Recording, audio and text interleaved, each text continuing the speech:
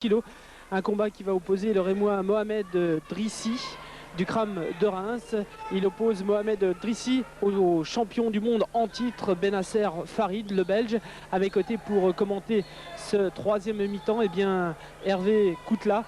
Hervé, Mohamed s'est préparé parce que c'est une revanche. Hein. Effectivement, Benasser Farid avait déjà rencontré Mehmed Drissi à Bruxelles il y a de cela près d'1 an et il lui avait ravi son titre que possédait à l'époque Mehmed Drissi. Alors donc c'est une revanche. Depuis il a eu l'occasion de défendre une fois son titre victorieusement contre un garçon des pays de l'Est dont je ne me souviens plus du nom et il a accepté de mettre sa couronne en jeu pour un match revanche donc contre Mehmed Drissi. Donc ce soir c'est une belle qui se passe devant 3000 spectateurs. Le président du Kram que vous êtes doit être extrêmement heureux. Hein. Il faut reconnaître que ce soir on a le sentiment d'être un peu couronné de tous les efforts qui ont été fournis depuis déjà 15 années que nous défendons cette discipline. Et surtout, ce qui nous tient chaud au cœur, c'est que on va appeler ces gens-là les amis, dont vous faites partie, la ville de Reims, FR3, vous nous avez soutenus depuis le début et on s'aperçoit qu'à la longue, ça porte ses fruits. Et vous savez que c'est une discipline sportive qui répond à une demande de plus en plus forte de la jeunesse. C'est parce que la violence, c'est quelque chose qui existe dans l'homme. Et aujourd'hui, on s'aperçoit que il ne faut pas fuir la violence parce que c'est comme ça qu'on déstabilise une société. Et au contraire, il faut s'habituer à l'affronter. Et je crois que c'est par des sports comme celui-ci. Un combat qui est prévu en 11 reprises de 2 minutes, comme vous avez pu le constater lors de la présentation et lors du discours de l'arbitre. Drissi extrêmement concentré. Un regard qui en disait long sur ses intentions, ainsi que le Belge. Il faut rappeler qu'il y a eu un championnat d'Europe avant ce combat. Eh bien, ça s'est bien passé du côté de Reims. Franck Cotteret a obtenu le titre de champion d'Europe et Drissi est bien décidé à en terminer rapidement. Il est rentré très vite dans le match. Il a acculé son adversaire dans les cordes. Il est effectivement très précis. Et il est en train de marquer un maximum de points. Il prend un ascendant psychologique important. Il faut dire qu'il avait un esprit un petit peu revanchard sur ce combat et qu'il s'est préparé très fort.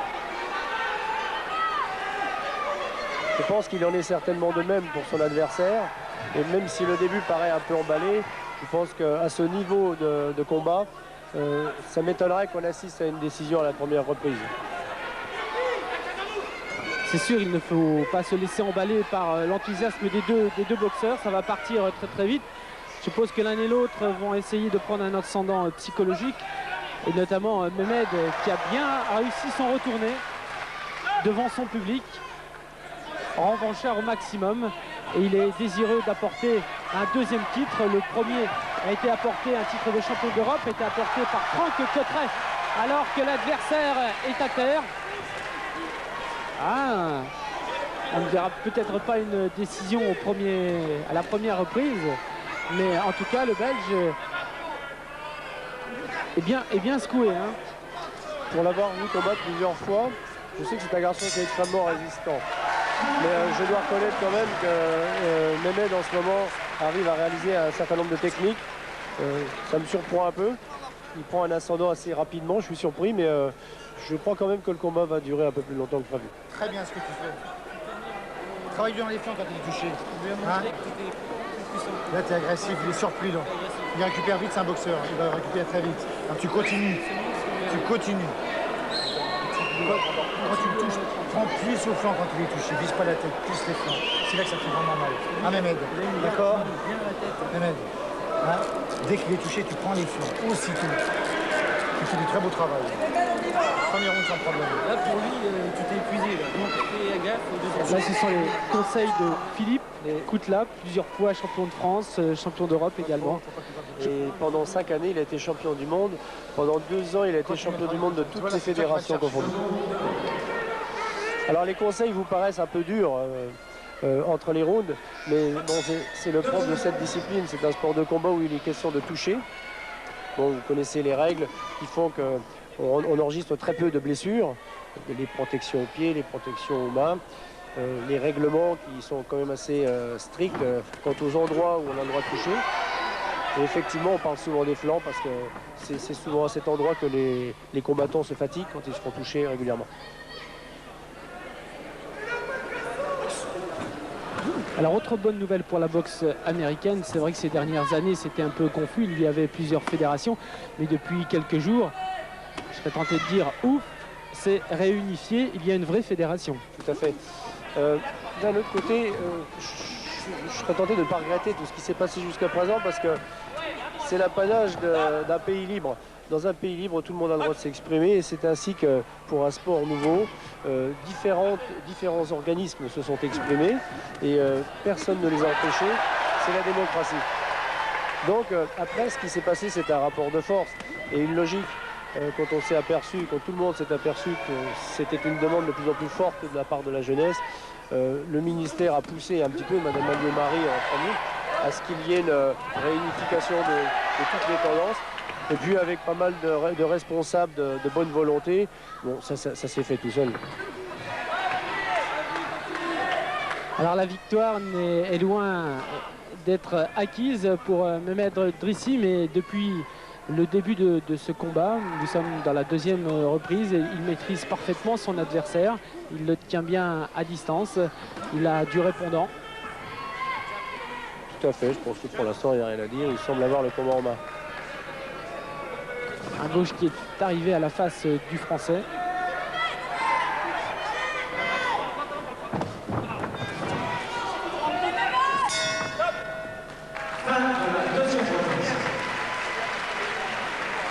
Une deuxième reprise qui semble également à l'avantage du Rémois. Ouais, je pense que moins nettement, mais effectivement, on peut penser qu'elle a encore l'avantage du Rémois.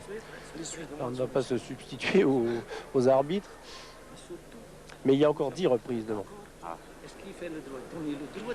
Vous avez remarqué, vous qui suivez cette discipline depuis un certain nombre d'années, il y a besoin d'énormément de ressources physiques pour montrer une telle présence sur le ring pendant 2 rounds. Ce sont des rounds de 2 minutes, mais croyez-moi que déjà au bout d'un round, on a dépensé énormément de calories.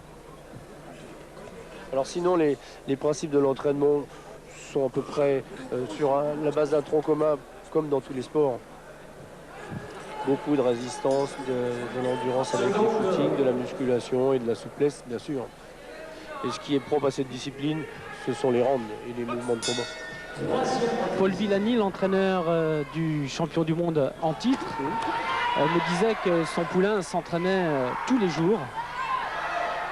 Tout comme Mehmed. À ce niveau, surtout s'ils veulent rester à ce niveau, ils n'ont pas tellement le choix. Pour rester au niveau mondial, quelle que soit la discipline, je pense, il faut y être tous les jours, ça devient une passion et on est obligé de faire beaucoup de sacrifices, mais on ne compte pas les sacrifices quand c'est une passion. L'entraîneur qui est d'ailleurs un ancien champion du monde dans la catégorie des légers, Paul Villani.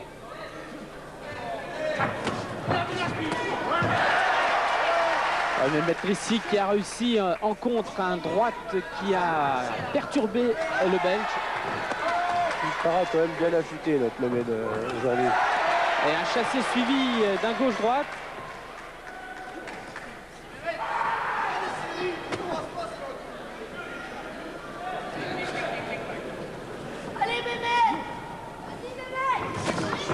Mehmed doit rester concentré à chaque instant parce que le Belge s'il trouve l'ouverture, même s'il est malmené pour l'instant. Il a quand même une certaine expérience et il ne laissera pas passer l'occasion s'il y en a.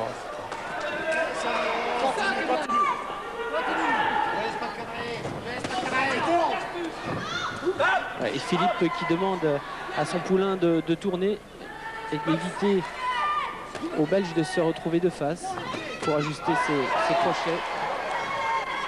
Je pense que vous avez remarqué après déjà 7 combats depuis le début de la soirée que l'engagement est quand même important, l'engagement physique. Et on a remarqué l'intervention d'aucun Toubib. Aucune blessure sur les combattants. Je crois que c'est aussi ça la boxe américaine. C'est quelque chose qu'on s'évertue à défendre. C'est toucher le moins possible à l'intégrité physique tout en allant le plus loin possible dans la violence. C'est difficile à réaliser les deux, mais bon, nous, on essaye d'arriver à cet équilibre, ça nous plaît bien.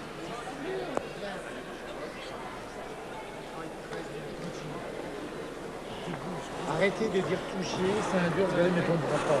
Alors arrêtez de dire toucher. Il travaille sur lui, c'est ce qu'il fait, il est très lucide. Le feu, ça taille bien, il peut se mettre dans les comptes, il faut que ça reste bien dans Tu le travailles très bien, continue comme ça. Je suis hyper satisfait, t'as les parents, c'est toi qui Mais l'entendre le terme Lui, il te cherche. lucidité, Ne le laisse pas et proposer, c'est intéressant à souligner parce que je crois qu'on n'insiste jamais assez sur ce terme, mais à ce niveau d'engagement et de risque que prennent les deux participants, il est extrêmement important d'être lucide. On n'en parle pas assez parce qu'on a tendance à assimiler les pratiquants des sports de combat à des gens qui manquent de lucidité. Je peux vous dire que c'est tout à fait le contraire pour rester debout sur le ring parce qu'on est tout seul contre l'adversaire et il n'y a pas d'aide. Le mental a une part extrêmement importante dans la construction d'une victoire. Et lorsqu'on est malmené, il faut savoir, justement, comme vous l'avez précisé, rester lucide.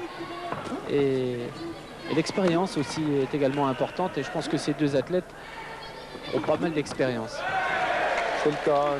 Pour tous les deux, je pense que ça fait plus de 10 années qu'ils pratiquent.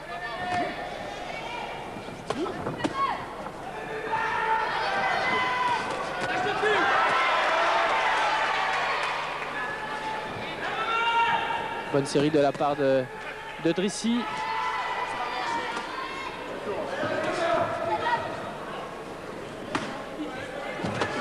Voilà, bon contre, un droite qui est bien arrivé.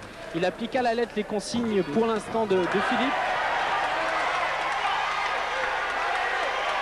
Et c'est lui qui prend l'initiative.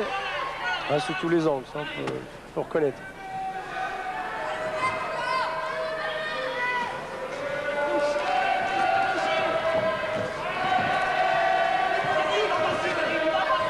Encore un gauche qui arrive sur la tête. Ce que j'espère, c'est qu'il ne va pas trop entamer ses réserves physiques parce que pour donner tous ces coups-là, il se donne énormément en ce moment.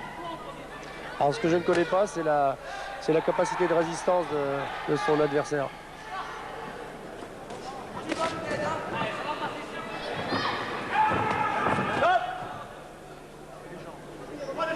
Comme vous venez de le voir, l'arbitre averti pour une attaque au-dessus de la cheville parce que à partir de la ceinture jusqu'à la cheville, les coups sont interdits.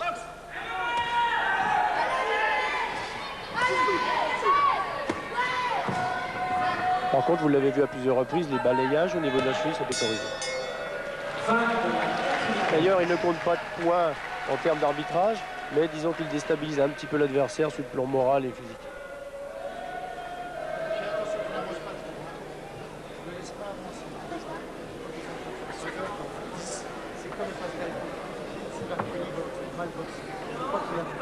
C'est quand il avance, Il faut reconnaître qu'il y a quelques îlots, on pourrait dire, irréductibles qui se sont attachés à défendre cette discipline. Et ça s'est passé plus facilement dans des endroits, je prends l'exemple de Reims, où il y a eu un soutien très important de la part notamment des médias, vous principalement, FR3, et ça c'est sûr qu'on doit vous tirer un coup de chapeau, et la ville de Reims. La ville de Reims a toujours été présente, vous êtes toujours soutenus, et on y est très sensible, mais c'est quand même ce qui nous a aidé à continuer, parce que tout seul, avec l'aide de personnes, ça aurait quand même été difficile d'arriver à ce stade. Et il y a eu quelques agglomérations en France où il y a eu la même chose, et c'est ainsi qu'on était une dizaine de milliers quand même. C'est ce que disait également Paul Villani avant la rencontre. Nous, en Belgique, c'est un sport également qui grandit d'année en année. On a eu des années difficiles, des années noires. Mais si la France va, la Belgique va. Ça, c'est une belle formule et quelque part une belle référence. C'est vrai qu'à Reims, depuis pas mal d'années, la boxe américaine, grâce à vous, les frères Koutla, c'est un ensemble, hein, c'est pas nous en particulier, hein, c'est une équipe. Non, mais on a besoin, dans un sport, je pense qu'on a besoin de locomotives. Et vous êtes des locomotives qui drainez ce sport et vous donnez une superbe image de ce sport, la meilleure des récompenses. C'est vrai qu'on l'a vu avant ces championnats. c'est avant le championnat du monde et le championnat d'Europe, quand même 2 athlètes de Reims, mais tous ces jeunes qui étaient sur le ring, ça c'est plutôt réconfortant pour l'avenir. Il faut savoir qu'au Cercle Rémois des Arts Martiaux, il y a 400 licenciés et il y a 100 moins de 15 ans. Pour nous, c'est l'avenir. Donc on attache une très grande importance à l'évolution de ce sport à travers les jeunes et ça plaît de plus en plus aux jeunes. Et nous, ce qui nous plaît bien, c'est que les jeunes ont moins peur de la violence que leurs aînés.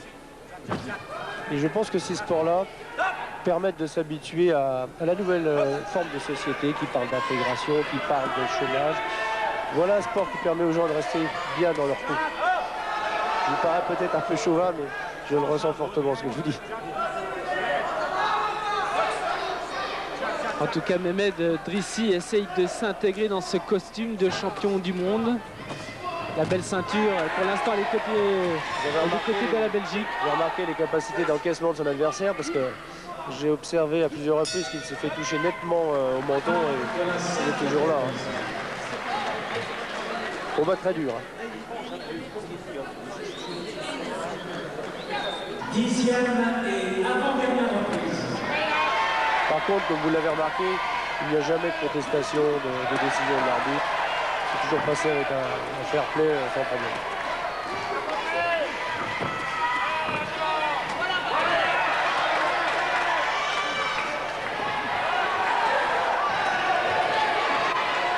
Voilà, Drissi a décidé d'avancer. Donc c'est ce qu'il doit faire, s'il y arrive, il faut qu'il fasse ça absolument pour obtenir la décision en sa faveur. Parce que n'oublions pas que c'est lui qui vient chercher le titre.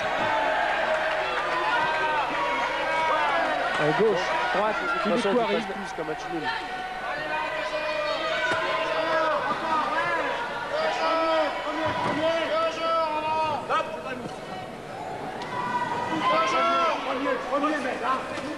Mais tout en avançant, il doit se méfier énormément des contres du Belge, Farid Benasser.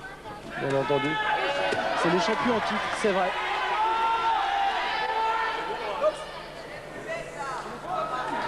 Et d'après son entraîneur, les qualités, eh bien c'est un combatif, un combattant.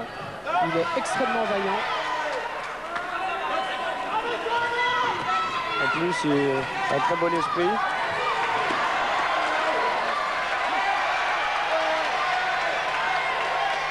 Et là aussi, le public a compris qu'il fallait encourager le Rémois. Et il faut continuer à avancer. Voilà, c'est bien comme ça. On sent bien que Farid est épuisé également.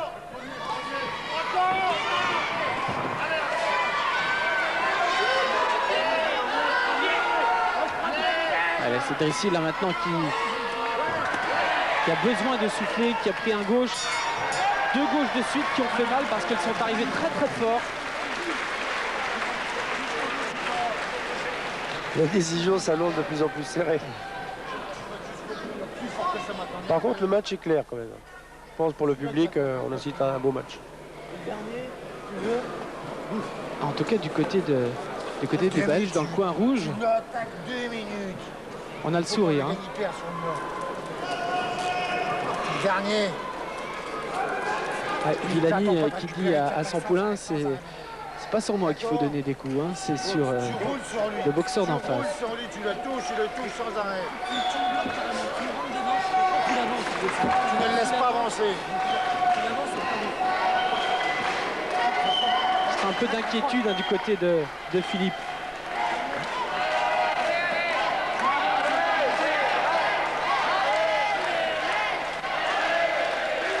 Bah oui, parce que en plus on a en mémoire les derniers rounds. Donc les derniers rounds sont de moins en moins à l'avantage de Mehmed. Je pense que sur les 4-5 premières reprises, il avait la décision à son avantage. Mais j'en suis beaucoup moins sûr sur les rounds suivants.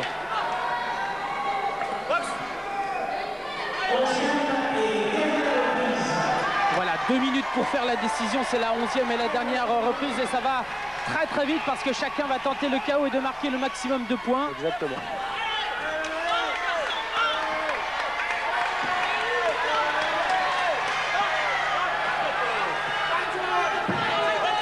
Farid Benasser reproche à Drissi les coups de tête.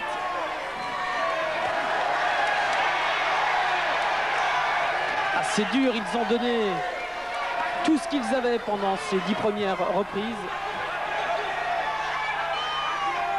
C'est un peu haché.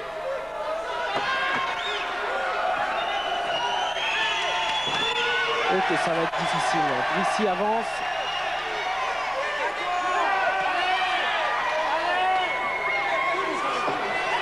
Je crois que les deux sont à bout de souffle. Il ne faudrait pas qu'un mauvais coup parte en ce moment.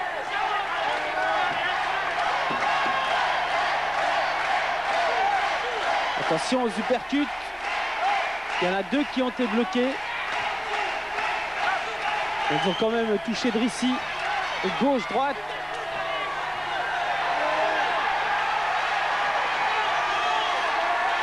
Ils sont usés, ils sont fatigués, mais il faut quand même le spectacle. Ça, c'est une belle image de la boxe américaine. Ils nous font plaisir. Et Drissi qui avance, qui avance. Il vient de passer 2 belles techniques, là. Gauche et droite.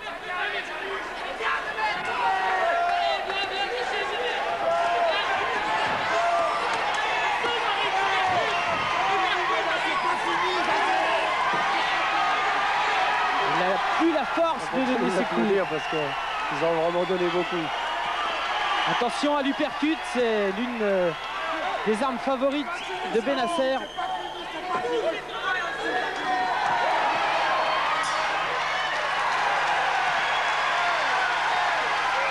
Décision difficile. Voilà, verdict dans quelques instants. J'espère que le match aura plu à tout le monde. C'est un match où je pense qu'il y a eu quand même beaucoup de techniques nettes qui ont été réalisées, avec 2 adversaires quand même, malgré leur engagement physique total, qui ont été montrés un fair play sans faille.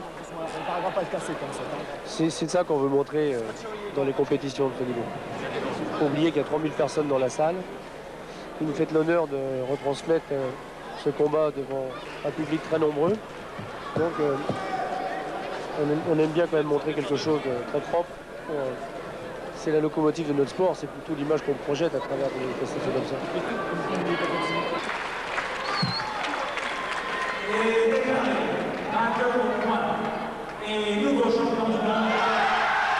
Voilà, c'est fait. Mehmet Drissi, champion du monde. Je suis très content.